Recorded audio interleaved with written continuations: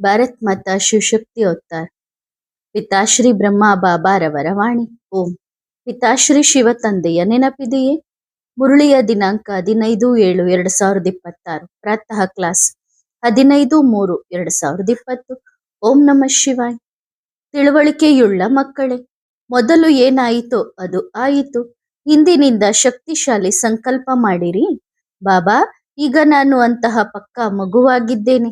ಈಗ ನಾನು ನನ್ನ ಸಂಸ್ಕಾರಗಳನ್ನು ಪರಿವರ್ತನೆ ಮಾಡಿಕೊಂಡು ತೋರಿಸುತ್ತೇನೆ. ಓಂ ನಮಃ ಶಿವಾಯ್. ಖುಷಿಯಾಗಿದ್ದೀರಾ ಮಕ್ಕಳೇ? ಬಾಬಾ, ತುಂಬಾ ಖುಷಿಯಾಗಿದ್ದೇವೆ. ಎಷ್ಟು ಪ್ರೀತಿಯಿಂದ ನೆನಪು ಮಾಡುತ್ತಿದ್ದೀರಿ. ನನ್ನ ಬಾಬಾ ನನ್ನನ್ನು ಭೇಟಿಯಾಗುವವರೇ?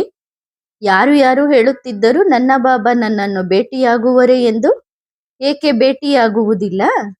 ತಂದೆಗೆ ತನ್ನ ಮಕ್ಕಳ ಮೇಲೆ ಎಷ್ಟು ಪ್ರೀತಿ ಇದೆ ಎಂದರೆ ತಂದೆ ಅವಶ್ಯವಾಗಿ ಭೇಟಿಯಾಗುತ್ತಾರೆ. ವಾ, ಈಗ ಎಲ್ಲಾ ಮಕ್ಕಳು ಯಾರ ನೆನಪಿನಲ್ಲಿ ಕುಳಿತಿದ್ದಾರೆ? ಈಗ ನನ್ನ ಬಾಬನ ನೆನಪಿನಲ್ಲಿ ಕುಳಿತಿದ್ದಾರೆ. ಎಲ್ಲರೂ ಕುಳಿತಿದ್ದಾರಲ್ಲವೇ? ನೋಡಿ, ನೆನಪು ಯಾರನ್ನು ಮಾಡುತ್ತೇವೆ ಎಂದರೆ ಯಾರು ದೂರವಿರುತ್ತಾರೋ ಅವರನ್ನು. ನಾವುಗಳಂತೂ ಹತ್ತಿರದಲ್ಲೇ ಕುಳಿತಿದ್ದೇವಲ್ಲವೇ? ನಮ್ಮ ಬಾಬಾ ಕೂಡ ಜೊತೆಯಲ್ಲೇ ಇರುವಾಗ ಹೇಗೆ ನೆನಪು ಮಾಡುವಿರಿ?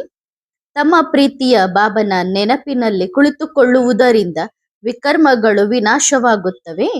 ತನ್ನನ್ನು ಆತ್ಮ ಎಂದು ತಿಳಿದು ತಂದೆಯನ್ನು ನೆನಪು ಮಾಡುವುದರಿಂದಲೇ ವಿಕರ್ಮಗಳು ವಿನಾಶವಾಗುತ್ತವೆ. ಹಾಗಾದರೇನು ಮಾಡಬೇಕು? ತನ್ನ ಬಗ್ಗೆ ಏನು ಯೋಚಿಸಬೇಕು? ಆತ್ಮ ಎಂದು ತಿಳಿಯುವುದಲ್ಲ, ಆತ್ಮರಾಗಿದ್ದೇವೆ. ನಾವು ಯಾರು ಎಂದು ತಿಳಿಯುವುದಲ್ಲ. ತಿಳಿಯುವುದು ಎಂದರೆ ಅಜ್ಞಾನಿಗಳಾಗಿದ್ದೆವು ಎಂದರ್ಥ. ಆತ್ಮರಾಗಿದ್ದೇವೆ, ನಾವು ಆತ್ಮರಾಗಿದ್ದೇವೆ. ಈ ಶರೀರವು ಸ್ವಲ್ಪ ಸ್ವಲ್ಪ ಜೊತೆಯಲ್ಲಿ ನಡೆಯುತ್ತಿದೆ ಎಂದು ತಿಳಿಯಿರಿ. ಆದರೆ ನಾವು ಆತ್ಮರು. ನಮ್ಮ ಪ್ರೀತಿಯ ಪರಮಪಿತ ಪರಮಾತ್ಮನನ್ನು ನೆನಪು ಮಾಡುತ್ತೇವೆ. ಆತ್ಮರಾಗಿ ಬಿಡಿರಿ. ಪದೇ ಪದೇ ಅಭ್ಯಾಸ ಮಾಡಿದರೆ ವತನದ ದೃಶ್ಯವು ಕಾಣಿಸಲು ಪ್ರಾರಂಭವಾಗುತ್ತದೆ. ಆತ್ಮದ ಅಭ್ಯಾಸವು ಎಷ್ಟು ಪಕ್ಕಾ ಆಗಿರಬೇಕೆಂದರೆ ಇಲ್ಲಿ ಕುಳಿತಿರುವಾಗಲೇ ಬಾಬಾ ನಿಮಗೆ ವತನದ ದೃಶ್ಯವನ್ನು, ಡ್ರಾಮಾವನ್ನು ತೋರಿಸಲು ಪ್ರಾರಂಭಿಸಬೇಕು.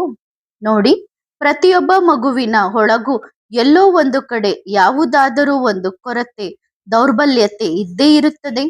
ಏಕೆಂದರೆ ಒಂದು ವೇಳೆ ಸಂಪೂರ್ಣರಾಗಿ ಬಿಟ್ಟರೆ ಶರೀರವೂ ಬಿಟ್ಟು ಹೋಗುತ್ತದೆ. ಈಗ ಶರೀರವೂ ಬಿಡಬಾರದು, ಏಕೆಂದರೆ ಇನ್ನೂ ಸೇವೆ ಬಾಕಿ ಇದೆ. ಈಗ ಬಾಬಾ ಹೇಳಿದ್ದಾರಲ್ಲವೇ, 4 ಕಡೆಯಿಂದ ಧ್ವನಿ ಹೊರಬರುತ್ತದೆ. ನನ್ನ ಬಾಬಾ ಬಂದರು, ಮಧುರ ಬಾಬಾ ಬಂದರು ಎಂದು. ಪ್ರತಿಯೊಬ್ಬರ ಹೃದಯದಿಂದ ಹೊರಬರಲಿ, ಬಂದರು ನನ್ನ ಬಾಬಾ ನನಗಾಗಿ ಬಂದರು ಎಂದು. ಯಾರು ತಲುಪಲು ಸಾಧ್ಯವಾಗದಂತಹ ಗಲ್ಲಿಯಲ್ಲಿ ನಾನು ಕುಳಿತಿದ್ದೆ. ಆದರೆ ನನ್ನ ಬಾಬಾ ಅಲ್ಲಿಗೆ ತಲುಪಿದರು. ಯಾರೂ ಇಲ್ಲದ ಅಂತಹ ಕಾಡಿನಲ್ಲಿ ನಾನು ಕುಳಿತಿದ್ದೆ. ಆಗ ಅವರು ಏನು ಹೇಳುವರು? ನನ್ನ ಬಾಬಾ ನನ್ನನ್ನು ಭೇಟಿಯಾಗಲು ಕಾಡಿಗೂ ಬಂದರು ಎಂದು. ಎಲ್ಲೆಲ್ಲಿಯೂ ಮೂಲೆಗಳಲ್ಲಿ ಕುಳಿತಿದ್ದೀರಿ. ಹೀಗಾಗುತ್ತದೆ ಮತ್ತು ತಂದೆ ಈ ರೀತಿ ಸಿಗುತ್ತಾರೆ ಎಂದು ಯಾರಾದರೂ ಯೋಚಿಸಲು ಸಾಧ್ಯವಿತ್ತೆ? ಆದರೆ ಈ ಡ್ರಾಮಾದಲ್ಲಿ ಬಹಳ ಅದ್ಭುತವಾದ ಪಾತ್ರ ನಡೆಯುತ್ತಿದೆ. ನೋಡಿ, ಈಗ ಯಾವ ದೃಶ್ಯ ಬರಲಿದೆ? ಈ ಕಾಯಿಲೆ ಬಂದಿದೆ ಎಂದು ಹೇಳುತ್ತಾರಲ್ಲವೇ? ಇದು ಬಾಬಾ ಕೊಡುತ್ತಿರುವ ಒಂದು ಅವಕಾಶ ಮತ್ತು ಒಂದು ಸೂಚನೆಯಾಗಿದೆ. ಈಗಲಾದರೂ ಸುಧಾರಿಸಿಕೊಳ್ಳಿ ಎಂದು. ಇದು ಕೇವಲ ಒಂದು ಸಣ್ಣ ಟ್ರೇಲರ್ ಅಷ್ಟೇ. ರಿಹರ್ಸಲ್ ನಡೆಯುವಾಗ ಅದು ದೊಡ್ಡದಾಗಿರುತ್ತದೆ. 1-2 ಲಕ್ಷದಲ್ಲಿ ಸ್ವಲ್ಪ ಏನೋ ಆಗುತ್ತದೆ. ನೇರವಾಗಿ 1-2 ಕೋಟಿಯಲ್ಲಿ ಎಲ್ಲವೂ ಆಗುತ್ತದೆ. ಶರೀರವೂ ಬಿಟ್ಟು ಹೋಗಬಾರದು ಎಂಬ ಭಯ ಎಲ್ಲರಲ್ಲೂ ಮನೆ ಮಾಡಿದೆ. ಆದರೆ ಇದು ಬಿಟ್ಟೇ ಹೋಗುತ್ತದೆ, ಅಂದ್ರೆ ಶರೀರವನ್ನ ಬಿಡಲೇಬೇಕಾಗುತ್ತದೆ. ಇದು ಕೇವಲ ಒಂದು ಟ್ರೈಲರ್. ಅಂದ್ರೆ ಕೊರೋನಾ ಟೈಮಲ್ಲಿ ಏನಾಯ್ತು ಅದೊಂದು ಟ್ರೈಲರ್. ನೋಡಿ, ಬಾಬಾ ತಮ್ಮ ಮಕ್ಕಳಿಗೆ ತಮ್ಮ ಸಂದೇಶವನ್ನು ಕೊಡುತ್ತಿದ್ದಾರೆ. ಎಲ್ಲರೂ ನಾವು ನಮ್ಮ ಬಾಬನನ್ನು ಪ್ರತ್ಯಕ್ಷ ಮಾಡುತ್ತೇವೆ ಎಂದು ಯೋಚಿಸುತ್ತಾರೆ. ಆದರೆ ಈ ಯೋಚನೆಯು ಒಂದು ರೀತಿಯಲ್ಲಿ ಒಳ್ಳೆಯದೂ ಹೌದು ಮತ್ತು ಇನ್ನೊಂದು ರೀತಿಯಲ್ಲಿ ಒಳ್ಳೆಯದಲ್ಲ. ಏಕೆಂದರೆ ಆ ಪರಮಾತ್ಮನನ್ನು ಯಾರೂ ಪ್ರತ್ಯಕ್ಷ ಮಾಡಲು ಸಾಧ್ಯ? ಯಾರನ್ನು ಇಡೀ ಜಗತ್ತಿನಲ್ಲಿ ಸ್ವಯಂಭೂ ಎಂದು ಕರೆಯುತ್ತಾರೋ, ಸ್ವಯಂಭೂ ಎಂದರೆ ಯಾರು ತಮ್ಮನ್ನು ತಾವೇ ಸೃಷ್ಟಿಸಿಕೊಂಡಿದ್ದಾರೋ, ಸ್ವತಃ ತಾವೇ ಜನ್ಮ ತಾಳುತ್ತಾರೋ ಅವರನ್ನು ಯಾರು ಪ್ರತ್ಯಕ್ಷ ಮಾಡುವರು? ಅವರು ತಮ್ಮಲ್ಲೇ ಅಂತಹ ಶಕ್ತಿಶಾಲಿಯಾಗಿದ್ದಾರೆ. ಅವರು ಯಾವ ದಿನ ಬಯಸುತ್ತಾರೋ ಆ ಕ್ಷಣದಲ್ಲಿಯೇ ಅಂತಹ ಒಂದು ಡಂಗೂರ ಮೊಳಗುತ್ತದೆ. ಅದು ಗಾಳಿಯಂತೆ 4 ದಿಕ್ಕುಗಳಲ್ಲಿ ಹರಡುತ್ತದೆ. 4 ಕಡೆಯಿಂದ ಏನು ಹೇಳುವರು? ನನ್ನ ಬಾಬಾ ಅಲ್ಲಿ ಬಂದರು, ನನ್ನ ಬಾಬಾ ಇಲ್ಲಿ ಬಂದರು ಎಂದು. ಭಕ್ತಿ ಮಾರ್ಗದಲ್ಲಿ ಬಾಬಾ ಪವಾಡಗಳನ್ನು ಮಾಡಬಲ್ಲರು ಎಂದ ಮೇಲೆ ಜ್ಞಾನ ಮಾರ್ಗದಲ್ಲಿ ಇದು ಯಾವ ದೊಡ್ಡ ವಿಷಯ? ಒಂದು ವೇಳೆ ಅವರು ಪವಾಡದ ಮೂಲಕ ಪ್ರತ್ಯಕ್ಷವಾಗಬೇಕೆಂದರೆ ಬರುವ ಸಮಯದಲ್ಲಿ ಅವರು ಏನು ಮಾಡುವರು? ಮನೆಯಲ್ಲೇ ಕುಳಿತಿರುವ ಎಲ್ಲರಿಗೂ ತೋರಿಸಿಕೊಡುವರು. ಗಲ್ಲಿಯನ್ನು, ಓಣಿಯನ್ನು, ಮನೆಯನ್ನು, ಮತ್ತು ತಾವೇ ಹೇಳುವರು ನಾನು ಇಲ್ಲಿಗೆ ಬಂದಿದ್ದೇನೆ ಎಂದು. ನಂತರ ಏನು ಮಾಡುವರು? ಎಲ್ಲರೂ ಓಡೋಡಿ ಬರುವರು. ಸಾಕಾರದಲ್ಲಿ ನಡೆಯುತ್ತಿದ್ದಂತೆ ಅಲ್ಲಿ ಕುಳಿತು ನೋಡುತ್ತಿದ್ದರು. ಇದು ಎಲ್ಲಿರಬಹುದು ಎಂದು ಹುಡುಕುತ್ತಿದ್ದರು ಮತ್ತು ಒಬ್ಬರಿಂದ ಒಬ್ಬರಿಗೆ ಆ ಮಾತು ತಲುಪುತ್ತಿತ್ತು. ಸಾಕಾರದ ಎಷ್ಟು ಪ್ರೀತಿಯ ದೊಡ್ಡ ಅದ್ಭುತವಾದ ಪಾತ್ರ ನಡೆಯಿತು. ಹೇಗೆ ಹೇಗೆ ಬಾಬಾ ಸಿಕ್ಕರು ಹಾಗೆ ನಶೆ ಏರಿತು. ವ್ಯವಹಾರವೆಲ್ಲವೂ ಸೀಮಿತವಾಯಿತು. ಈಗ ಪ್ರತಿಯೊಬ್ಬರಿಗೂ ತಂದೆ ಸಿಗುತ್ತಾರಲ್ಲವೇ? ಆ ನಶೆಯಂತೂ ಅವಶ್ಯವಾಗಿ ಏರುತ್ತದೆ. ಈಗ ವಿನಾಶವಾಗಲಿದೆ. ಈಗ ಸಾವು ಬಂದೇ ಬಿಟ್ಟಿತು. ಅದು ಒಂದು ಹೆಜ್ಜೆಯ ದೂರದಲ್ಲಿದೆ ಮತ್ತು ತಂದೆ ಬಂದಿರುವುದೇ ಎಲ್ಲರನ್ನೂ ಕರೆದುಕೊಂಡು ಹೋಗಲು, ಅಂದರೆ ಶರೀರವನ್ನು ಬಿಡಿಸಲು. ಏಕೆ ಕರೆದುಕೊಂಡು ಹೋಗುವರು? ಏಕೆಂದರೆ ಪತಿತರಾಗಿ ಬಿಟ್ಟಿದ್ದಾರೆ. ಶರೀರ ಬಿಡುವಿರಿ, ಮೇಲೆ ಹೋಗುವಿರಿ. ಆದರೆ ಅದಕ್ಕಿಂತ ಮೊದಲು ಎಲ್ಲರಿಗೂ ತಿಳಿಸುವೆನು ನಾನು ಬಂದಿದ್ದೇನೆ ಎಂದು. ಒಂದು ವೇಳೆ ಈಗಲೂ ಗುರುತಿಸದಿದ್ದರೆ ನಂತರ ಏನಾಗುವುದು? ನಡೆಯಿರಿ, ಮೇಲೆ ನಡೆಯಿರಿ ಎಂದು. ಮೇಲೆ ದೊಡ್ಡ ಧರ್ಮರಾಜಪುರಿ ಇದೆ. ಮೇಲೆ ಎಲ್ಲರ ಟಿವಿ ನಡೆಯುತ್ತದೆ. ಅಂತಹ ದೊಡ್ಡ ಟಿವಿ ಮೇಲೆಯೂ ನಡೆಯುತ್ತದೆ. ಆ ಟಿವಿ ನಡೆಯುವಾಗ ಶರೀರ ಬಿಟ್ಟ ಆತ್ಮಗಳು ಸಹ ನೋಡುತ್ತವೆ. ಅದೇ ಒಂದು ಟಿವಿಯಲ್ಲಿ ಪ್ರತಿಯೊಂದು ಆತ್ಮಕ್ಕೂ ತಾವು ಮಾಡಿದ ಪಾಪಕರ್ಮಗಳು ಕಾಣಿಸುತ್ತವೆ. ನಿಮಗೆ ಅವರದ್ದು ಕಾಣಿಸುವುದಿಲ್ಲ, ಅವರಿಗೆ ನಿಮ್ಮದು ಕಾಣಿಸುವುದಿಲ್ಲ, ಯಾರಿಗೂ ಯಾರದ್ದು ಕಾಣಿಸುವುದಿಲ್ಲ. ಆದರೆ ಟಿವಿ ಒಂದೇ ನಡೆಯುತ್ತದೆ. ಯಾವುದೇ ಆತ್ಮವು ಇನ್ನೊಬ್ಬರ ಮುಂದೆ ಅವಮಾನಿತರಾದಂತೆ ಭಾವಿಸಬಾರದು ಎಂಬ ಕಾರಣಕ್ಕಾಗಿ ಬಾಬಾ ಈ ಅದ್ಭುತವಾದ ಪಾತ್ರವನ್ನು ಸೃಷ್ಟಿಸಿದ್ದಾರೆ. ಬಾಬಾ ಕೊರತೆ ದೌರ್ಬಲ್ಯಗಳನ್ನು ತಿಳಿಸುವಾಗ ಮಗುವಿಗೆ ಯಾವಾಗ ಏನೇನು ಎಲ್ಲೆಲ್ಲಿ ಮಾಡಿದ್ದೇನೆ ಎಂದು ಅರ್ಥವಾಗುವ ರೀತಿಯಲ್ಲಿ ತಿಳಿಸುತ್ತಾರೆ. ನಂತರ ಅದು ಬುದ್ಧಿಯಲ್ಲಿ ಸುತ್ತುತ್ತದೆ. ಈಗ ನಾನು ನನ್ನನ್ನು ಏನು ಮಾಡಿಕೊಳ್ಳುವೆ? ಸುಧಾರಿಸಿಕೊಳ್ಳುವೆ. ಹಾಗಾಗಿ ಮಕ್ಕಳೇ, ಮೊದಲು ಯಾವ ತಪ್ಪುಗಳಾದವೋ ಅವು ಆಗಿ ಹೋದವು. ಆದರೆ ಈಗ ತಂದೆ ಬಂದಿದ್ದಾರೆ ಮತ್ತು ನೀವು ಮಕ್ಕಳು ಸಾಕ್ಷಾತ್ಕಾರ ಮೂರ್ತಿಗಳಾಗಿದ್ದೀರಿ. ನೀವು ಮಕ್ಕಳು ವಿಶ್ವದ ವೇದಿಕೆಯ ಮೇಲೆ ಕುಳಿತಿದ್ದೀರಿ. ನಿಮ್ಮ ಮೇಲೆ ಎಲ್ಲರ ದೃಷ್ಟಿ ಇದೆ.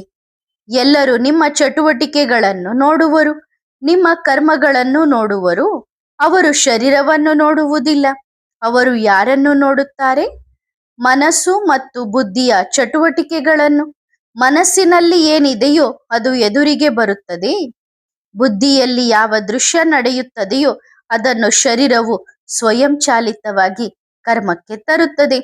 ಹಾಗಾದರೆ ಏನು ಮಾಡಬೇಕು? ಮೊದಲು ಏನಾಯಿತೋ ಅದು ಆಯಿತು. ಇಂದಿನಿಂದ ಶಕ್ತಿಶಾಲಿ ಸಂಕಲ್ಪ ಮಾಡಿ, ಬಾಬಾ ಈಗ ನಾನು ಅಂತಹ ಪಕ್ಕ ಮಗನಾಗಿದ್ದೇನೆ. ಈಗ ನಾನು ನನ್ನ ಸಂಸ್ಕಾರಗಳನ್ನು ಪರಿವರ್ತನೆ ಮಾಡಿ ತೋರಿಸುತ್ತೇನೆ. ಪರಿವರ್ತನೆಯೇ ನಿಮ್ಮ ಅತಿ ದೊಡ್ಡ ಭೋಜನವಾಗಿದೆ.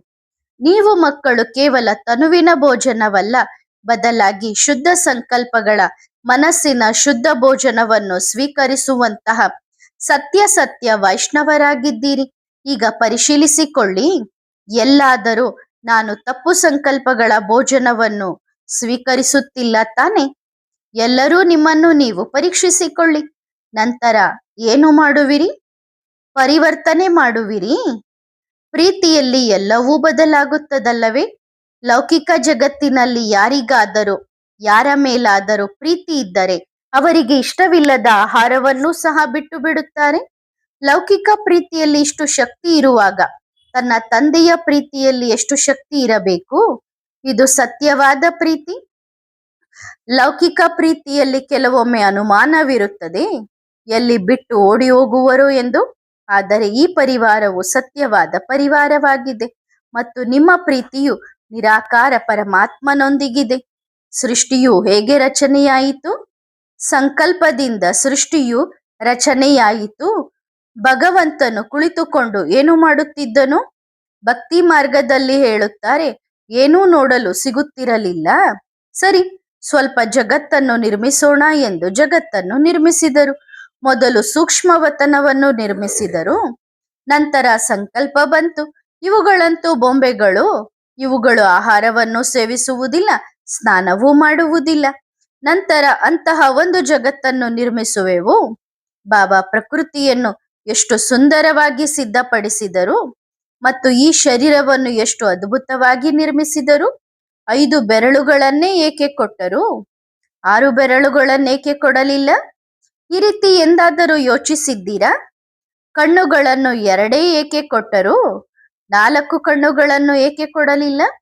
ಅವರು ಎಂತಹ ದೊಡ್ಡ ಚಿತ್ರಕಾರ! ಯಾರು ಗೊಂದಲಕ್ಕೀಡಾಗಬಾರದು ಎಂದು ಪ್ರತಿಯೊಬ್ಬರ ಮುಖವನ್ನು ಬದಲಿಸಿ ಅಂದ್ರೆ ಬೇರೆ ಬೇರೆ ರೂಪವನ್ನ ಕೊಟ್ಟರು. ನಂತರ ಸತ್ಯಯುಗದ ಅತಿ ಸುಂದರ ಜಗತ್ತಿಗೆ ಕರೆತಂದರು. ಸುಂದರ ಸಂಸ್ಕಾರಗಳನ್ನು ಕೊಟ್ಟರು, ಸುಂದರ ಪ್ರಕೃತಿಯನ್ನು ಕೊಟ್ಟರು ಮತ್ತು ನಂತರ ಕುಳಿತು ಆಟವನ್ನು ನೋಡುತ್ತಿದ್ದರು. ನಿಧಾನವಾಗಿ ಪರಸ್ಪರ ಜಗಳವಾಡಲು ಪ್ರಾರಂಭಿಸಿದರು. ದೇಹದಲ್ಲಿ ಸಿಲುಕಿಕೊಳ್ಳಲು ಪ್ರಾರಂಭಿಸಿದರು. ನಂತರ ಧರ್ಮಪಿತರನ್ನು ಕಳುಹಿಸಿದರು, ಹೋಗಿ ಅವರನ್ನು ಸ್ವಲ್ಪ ಸಂಭಾಳಿಸಿ ಎಂದು. ನಂತರ ಎಂತಹ ಮೂರ್ಖರು! ಅವರಿಗೂ ಹೊಡೆಯಲು ಬಡೆಯಲು ಪ್ರಾರಂಭಿಸಿದರು. ನಂತರ ಅವರ ಮೂರ್ತಿಗಳನ್ನು ತಯಾರಿಸಿ ಅವರನ್ನು ಭಗವಂತನನ್ನಾಗಿ ಮಾಡಲು ಪ್ರಾರಂಭಿಸಿದರು. ನಂತರ ಹೇಳತೊಡಗಿದರು, ನಮ್ಮ ವಾಹೆಗುರು, ನಮ್ಮ ಸದ್ಗುರು, ನಮ್ಮ ಭಗವಂತ, ನಮ್ಮ ಈಶ್ವರ, ನಮ್ಮ ಅಲ್ಲಾಹ, ನಮ್ಮ ಗಾಡ್ ಎಂದು ಒಬ್ಬನ ಅನೇಕ ಹೆಸರುಗಳ ಮೇಲೆ ಜಗಳವಾಡಲು ಪ್ರಾರಂಭಿಸಿದರು. ಈಗ ಭಗವಂತನು ಏನು ಯೋಚಿಸುತ್ತಿರಬಹುದು? ಸರಿ ತಾನೆ, ಈಗ ನಾವೇ ಹೋಗಿ ನೋಡೋಣ ಎಂದು. ಮಕ್ಕಳು ತಂದೆಯನ್ನು ಯಾವುದರಲ್ಲಿ ಬಂಧಿಸುತ್ತಿದ್ದಾರೆ? ಅರಮನೆಯಲ್ಲಿ, ಶರೀರದಲ್ಲಿ, ಸ್ಥಾನದಲ್ಲಿ, ಹಣದಲ್ಲಿ. ಮತ್ತು ಭಗವಂತನು ಯಾರು? ಪಾದರಸದಂತಿದ್ದಾರೆ. ಪಾದರಸ ಎಂದಿಗೂ ಬಂದಿಯಾಗುವುದಿಲ್ಲ. ಕೆಲವು ಮಕ್ಕಳು ಹೇಳುತ್ತಾರೆ, ನಿಮಗೆ ಇಲ್ಲಿ ಏನೋ ಕೊರತೆಯಾಗಿತ್ತು ಎಂದು ನೀವು ಅಲ್ಲಿಗೆ ಹೋದಿರಿ. ಇಲ್ಲಿ 56 ಪ್ರಕಾರದ ಸಿಹಿ ತಿಂಡಿಗಳು ಸಿಗುತ್ತಿದ್ದವು. ಚಿನ್ನದ ಹಾರಗಳನ್ನು ನಿಮಗೆ ಹಾಕಲಾಗುತ್ತಿತ್ತು, ಅಂದ್ರೆ ಮಧುಬಂದಲ್ಲಿ. ಹಾಗಿದ್ದರೂ ಒಂದು ಸಣ್ಣ ಗುಡಿಸಲು ಇಷ್ಟವಾಯಿತೆ? ಕೆಲವರು ಹೇಳುತ್ತಾರೆ, ಇದಕ್ಕಿಂತ ಸುಂದರವಾಗಿ ನಾನಿದ್ದೇನೆ, ಬಾಬಾ ನನ್ನೊಳಗೇಕೆ ನೀವು ಬರಲಿಲ್ಲ ಎಂದು. ಬಾಬಾ ಎಂದಿಗೂ ಮುಖವನ್ನು ನೋಡಿಲ್ಲ. ಇದೇ ದೇಹಾಭಿಮಾನವಾಗಿದೆ. ಈಗಲೂ ಏನು ಹೇಳುತ್ತಾರೆ? ಬಾಬಾ, ಯಾವುದಾದರೂ ದಾದಿ ಅಥವಾ ದೀದಿಯರ ತನುವಿನಲ್ಲಿ ಬನ್ನಿರಿ, ಆಗ ನಾವು ಭೇಟಿಯಾಗುತ್ತೇವೆ ಎಂದು. ಏಕೆ?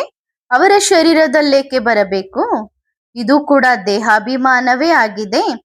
ಮತ್ತು ತಂದೆ ಬಂದಿರುವುದು ಯಾವುದಕ್ಕಾಗಿ? ದೇಹಾಭಿಮಾನವನ್ನು ಮುರಿಯಲು. ಇಷ್ಟು ಸಮಯದಿಂದ ಶಿಕ್ಷಣವನ್ನು ಕಲಿಯುತ್ತಿದ್ದೀರಿ, ಅದರ ಪ್ರತಿಫಲವನ್ನು ಕೊಡುವಿರಲ್ಲವೇ? ಈಗ ಶಿಕ್ಷಣದ ಪ್ರತಿಫಲವನ್ನು ನೀಡಿರಿ. ಮಕ್ಕಳು ಹೇಳಿದರು, ಬಾಬಾ, ಪಾಂಡವ ಭವನಕ್ಕೆ ಹೋದಾಗಲೆಲ್ಲ ನಿಮ್ಮ ನೆನಪು ತುಂಬಾ ಬರುತ್ತದೆ. ಈಗ ನಿಮ್ಮ ಜಾಗಕ್ಕೆ ಹೋದಾಗ ನೆನಪಂತೂ ಬಂದೇ ಬರುತ್ತದಲ್ಲವೇ? ಅಲ್ಲಿನ ಪ್ರತಿಯೊಂದು ಇಟ್ಟಿಗೆಯಲ್ಲೂ ತಂದೆಯ ನೆನಪು ಅಡಗಿದೆ. ಮಕ್ಕಳೇ, ಇತ್ತೀಚೆಗೆ ಏನು ಯೋಚಿಸುತ್ತೀರಿ? ಬುದ್ಧಿಯಲ್ಲಿ ನಡೆಯುತ್ತದೆ. ಇದು ಏನು ನಡೆಯುತ್ತಿದೆ, ಯಾವ ಡ್ರಾಮಾ ನಡೆಯುತ್ತಿದೆ ಎಂದು ಕೆಲವೊಮ್ಮೆ ಅರ್ಥವಾಗುತ್ತದೆ, ಕೆಲವೊಮ್ಮೆ ಅರ್ಥಕ್ಕೆ ನಿಲುಕುವುದಿಲ್ಲ. ನೀವು ಮಕ್ಕಳು ಅದೃಷ್ಟಶಾಲಿಗಳಾಗಿದ್ದೀರಿ. ಇಲ್ಲಿ ಬಂದು ಕುಳಿತಿದ್ದೀರಿ. ಈಗ ಸಾರ್ವಜನಿಕರು ಬರಲಿದ್ದಾರೆ. ಇದು ಕೂಡ ಆತ್ಮದೊಂದಿಗೆ ಆತ್ಮದ ಸಂಬಂಧವಾಗಿದೆ. ಇದು ಕೂಡ ಸಂಬಂಧವಾಗಿದೆ ತಂದೆಯೊಂದಿಗೂ ಮತ್ತು ಆತ್ಮದೊಂದಿಗೂ. ಹಾಗಾದರೆ ಖುಷಿಯಾಗಬೇಕಲ್ಲವೇ? ಒಳ್ಳೆಯದು ಮಕ್ಕಳೇ. ಮತ್ತೆ ಭೇಟಿಯಾಗೋಣ. ಆತ್ಮಿಕ ಮಕ್ಕಳು ಆತ್ಮಿಕ ತಂದೆಯೊಂದಿಗೆ ಮಾಡುವ ನೆನಪು, ಪ್ರೀತಿ ಮತ್ತು ನಮಸ್ತೆ. ಧನ್ಯವಾದ ಬಾಬಾ. ಶುಕ್ರಿಯಾ. ವರದಾನ: ದಯಾಹೃದಯಿ ಭವ. ಪರಸ್ಪರ ಸಹಯೋಗ ನೀಡಿ. ವಿಶೇಷತೆಗಳನ್ನು ನೋಡುತ್ತಾ ದೌರ್ಬಲ್ಯಗಳನ್ನು ನೋಡಬಾರದು, ಕೇಳಬಾರದು. ಈ ಅಭ್ಯಾಸವನ್ನು ಪಕ್ಕಾ ಮಾಡಿಕೊಳ್ಳಬೇಕು. ನೋಡುತ್ತಿದ್ದರೂ ದೌರ್ಬಲ್ಯವನ್ನು ಸಮಾಪ್ತಿಗೊಳಿಸಿ ಸಹಯೋಗ ನೀಡುತ್ತೀರಿ. ತಿರಸ್ಕಾರ ಮಾಡಬೇಡಿ, ಬದಲಾಗಿ ಕರುಣೆಯ ಭಾವನೆಯನ್ನಿಟ್ಟುಕೊಳ್ಳಿ. ಒಂದು ವೇಳೆ ಇಂತಹ ದಯಾಹೃದಯಿಗಳಾದರೆ ಅನೇಕರಿದ್ದರೂ ಒಂದಾಗಿ ಇರುವಿರಿ. ಒಳ್ಳೆಯದು. ಓಂ ನಮಃ ಶಿವಾಯ.